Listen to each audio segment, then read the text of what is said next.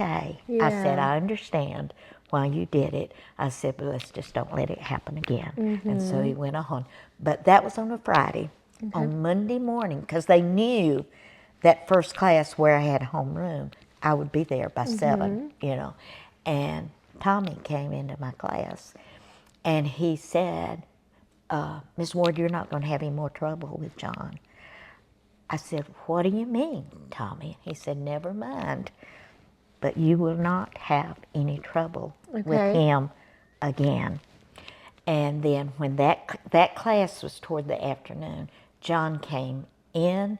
Every other word was yes, ma'am, no, ma'am. Do you want me to sit up there with you? And I Wow. never had another problem with that kid the rest of the term. And you didn't figure out specifically Well, why? he did not have a mark on him. So, you know, Okay. my first thought, yeah, he's going to come in here bruised Yeah. because Tommy could have, you know, Yeah, yeah, pelted yeah. him Yeah. into nothing. And but he did not have a mark on him Wow. except on his spirit. You know, he was humble. And the only thing I figure is Tommy and maybe some of Tommy's friends along with him, but it wouldn't take anybody but Tommy, because he was that big, Yeah. had a talk with him and explained how he was to treat me and put the old expression, the fear of God, Yeah. in that young man. But I never had another problem. And that's just a sweet story. I mean, Yes, I love that was that. 50 years ago about, but it Yeah. was a sweet, sweet story of, you know, a kid who had, like I said, he'd been in reform school and he'd had a rough, rough life. But something clicked with us, and the fact I helped him succeed when he'd never had success in his Yeah. life before. I know He went to kids just, bat for me, yeah. and I'll always remember that. I'll always Yeah. remember that. So, That's so great. then we came to Albuquerque, and when they came to our church, they flew from Albuquerque to our church to interview us, and I had to fix quick Sunday dinner, so I did what you do in the South is fried chicken and Yeah. vegetables that I'd put away for in the freezer, you Yeah. know, or the I had canned, and I was used to that because that's what I mean. She didn't have a freezer. My mama canned about 2,000 quarts every summer, and Wow. that was just for us kids, you know. And so Wow. that's what we ate. That and the meat we grew, you know, Yes. as what we had. And so I was used to that kind of work, you know. Yeah. And so I had vegetables, and I had fried chicken, and then they called back and wanted us to come out for a trial sermon, you know, Yeah. to be flown out there. Wow. James and I just laughed because back then there was a road that there wasn't that much traffic on. We were in a parsonage and was next to the church. And when the girls were in school, a lot of times, like lunch break, we'd take a walk, you know, to stay better in shape and that kind of thing. And we'd laugh. He said, "Elsie, I don't even know how to spell Albuquerque," because James has had a weakness in spelling. I always Yeah, corrected yeah, his yeah. spelling, but Albuquerque was really, For sure. you know, he said, I don't know about this. And we got out there, big city church. I thought, dear God, have you not made a mistake to put us here? You know? And again, they, I got to where I was working with the teens, and we took a group from Albuquerque to Florida. And we took them to Antioch, because some of the kids in Antioch said, "You put us." When I was doing with them, it was the time of the leisure suit, and they had nice dresses and Yeah. the leisure coat, Yeah. and one of them said, "And you brought those kids from Albuquerque, and they had jeans on." What is the difference? And I said, the times and the Yeah. area, you know, Yeah. you go. But anyhow, we toured all over singing and everything too, and California, Grand Canyon, all of that That's out there. amazing. And then we even came to Florida, and my Sharon and Gary went to a church that was probably about 95% black.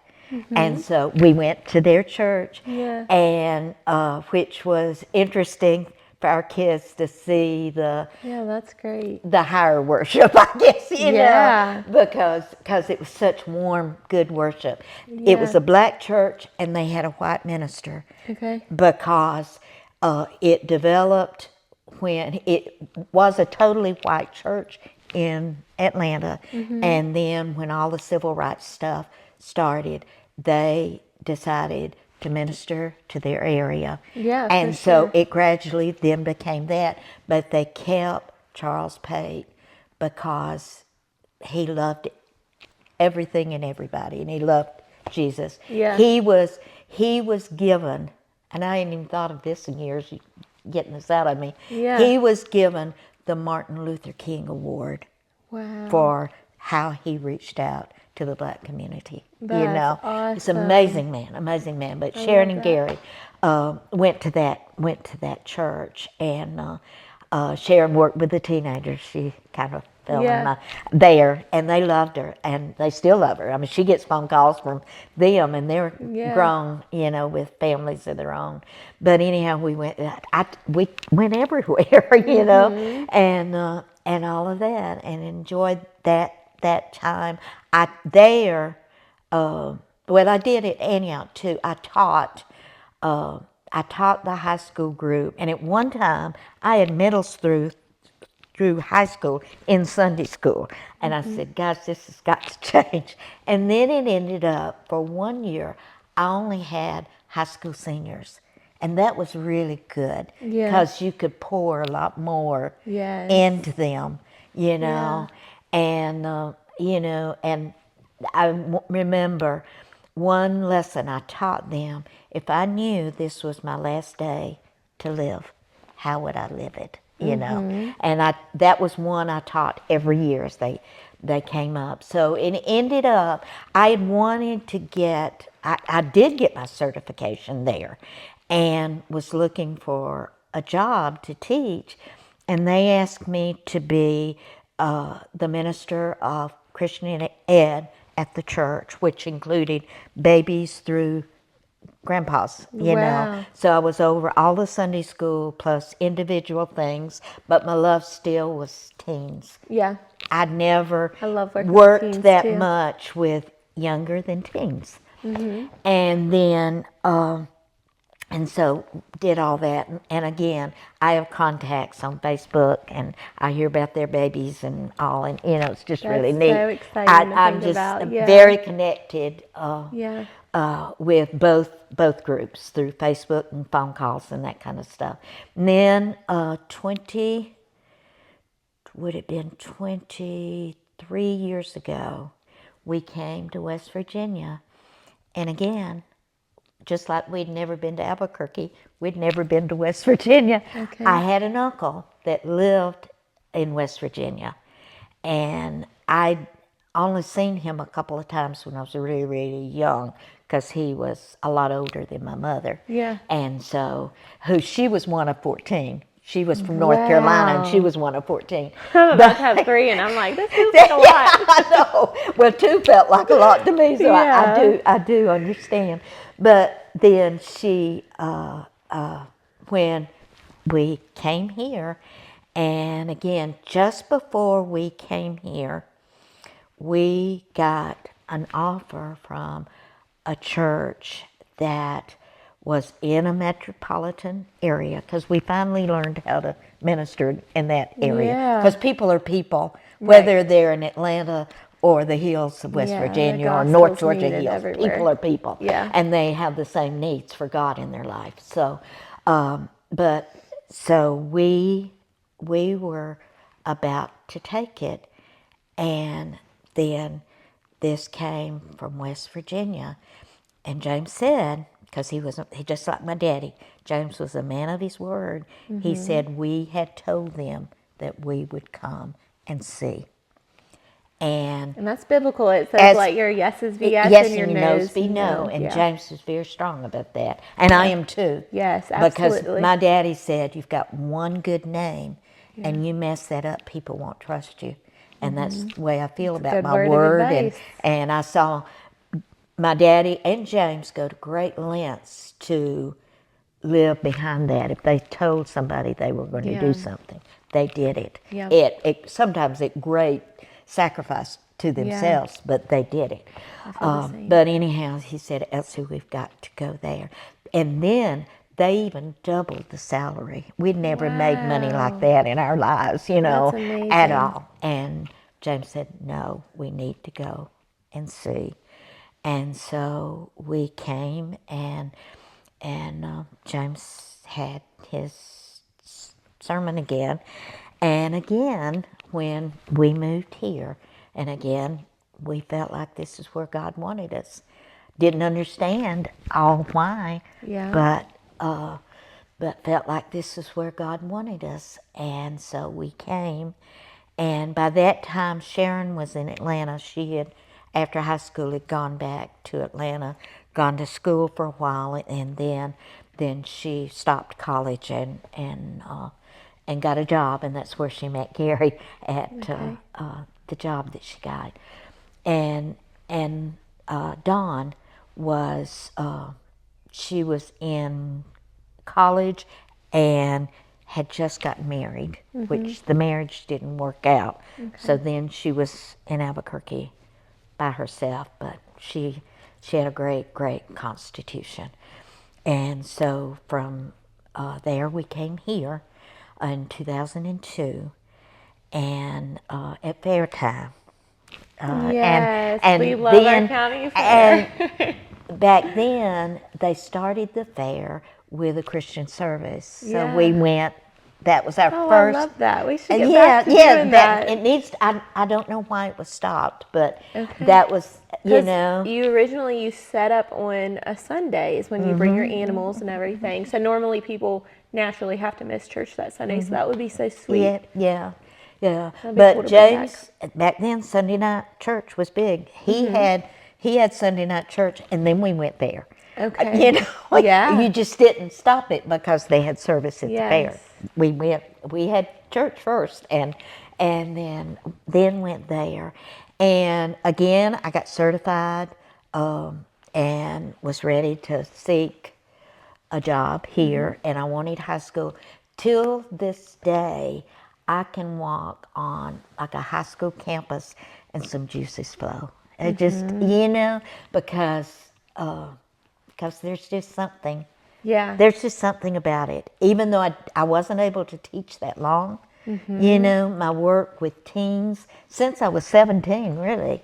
I'm the same way. I love It working with just teens. something happens because I saw how God touched kids who had Yeah. never been to church, Yep. and he, I humbly say, in some respects, he used me. Yeah. I think he used me in Tommy's life, and Absolutely. that young man that was an alcoholic and had no foundation, even though they were very wealthy. Yeah. I've even thought about John. I think, how did you turn out? Yeah.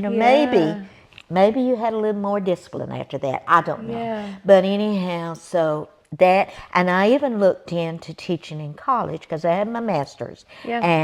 And I even approached that. They had a small, like, junior college there. And I thought, well, maybe that, God, that's what you want me to do. Because I've worked with young adults too. Yeah. And so I thought, oh, that, and every job's a mission field to me. Absolutely. It It really should is. be. It really Yes. is. Because I told God at 16 I'd be a missionary, and He twisted all that around. So, Yeah. Isn't every that cool how he job, works?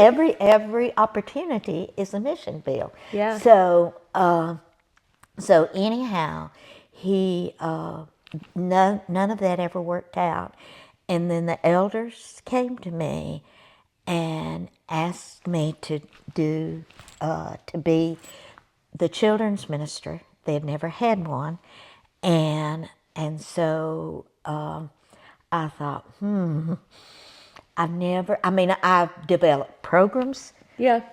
for the younger, but I had never really done a whole lot except I used to play the piano for a children's little choir. Yeah. And, but I wasn't directing, I was Yeah. playing.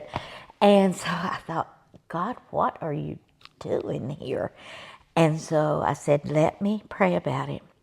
The very next Sunday, when I came in to church, this little child who had never, I didn't even think he knew my name, ran up to me and hugged me.